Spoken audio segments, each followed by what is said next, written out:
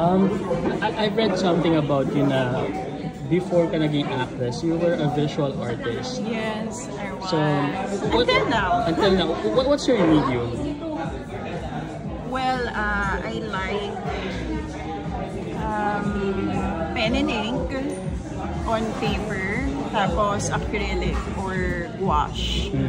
Yun yung mga medium na madalas ko gamitin, and I'm very comfortable using and creating with.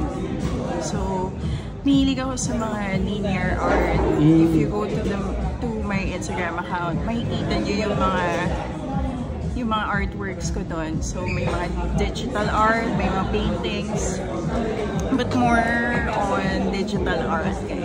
So, pinag-combine ko ngayon or pinag-i-experimentohan ko ngayon are photographs. Tapos pinapatuan ko siya ng linear art. Ang galing well, it's not something new pero it's very creative. Thank you. At the moment, do you have plans ba to, let's say, magkaroon ng exhibit to showcase your artwork? Oh yeah, last April of this year, I was part of a group show for Women's Month. So, I think 10 kami na mga babaeng visual artists. So, there are like painters, there are textile artists din. So, I was happy na I got invited to be a part of that show. At the same time, kinabahan din ako kasi tagal kong hindi nagpinta. So, inisip ko na okay, sige, alam ko naman to, I'm very familiar with this. Mga lawak lang ng konti, but I know how to do this. Kasi this is my first love naman din talaga. And every time I shoot din kasi, sa phone ko, like, I draw pagka wala ako. And in between takes, hindi ako kasama sa eksena, nagdoodle talaga ako. So siguro nagkaroon lang ng pressure kasi nga, it's for a group show. Pero what are the usual subjects yung favorite mo i-paint? I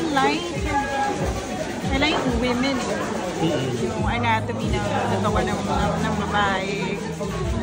I like erotica din kasi it's something like very intimate So, for me, gusto ko, until now ni-explore ko rin yung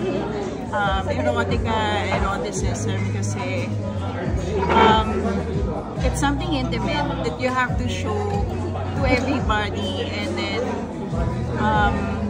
I guess everyone is interested din sa mga ganong klaseng moments So, ang challenge sa akin is how do I create something visually na maintindihan na ng mga tao. Do you have any influences growing up?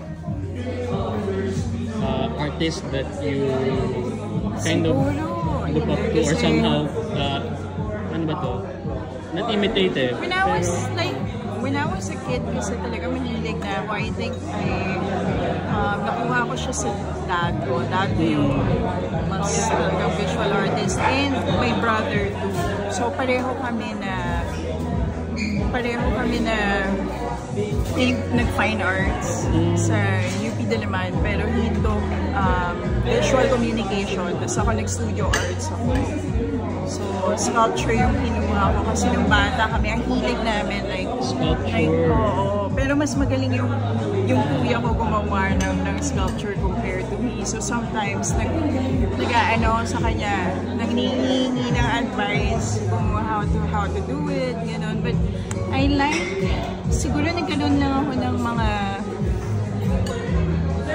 nung bata ako, wala akong masyadong alam, like, kung sino yung mga artist na, alam mo yun, like, I look up to, parang wala pang gano'n Siguro nagkaroon ako ng awareness. Siguro mga third year high school, I think. And then, especially nung college na syempre, but I think mga third year high school. So I like Basquiat, gusto ko yung mga gawa niya. Salvador Dali, kasi gusto ko mga surreal talaga So medyo ganun din yung style na gusto kong gawin. Surrealism, more on conceptual art. So, ano kasi, parang it's so interesting that this side of you is something na hindi masyadong kilala ng mga tao. So, for people to know you better regarding your art, what kind of artist do you wish to be known as? That's a good question. Actually, until now, siguro nasa stage ako na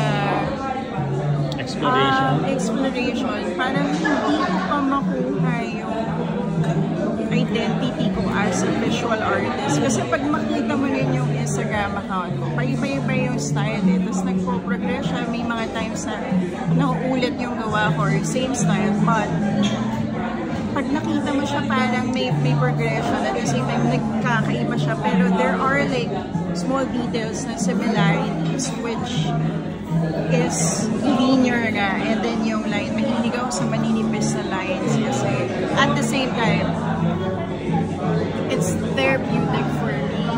Kasi pagka gumagawa ko ng mga lines and patterns, parang nawawala ako eh. Like I just listen to music, tapos gagawin ko lang siya. Siguro yung sense of like repetition and repeating the lines, parang nakaka-ano siya, nakaka-alis ng stress din. So in a way, it's therapeutic din for me.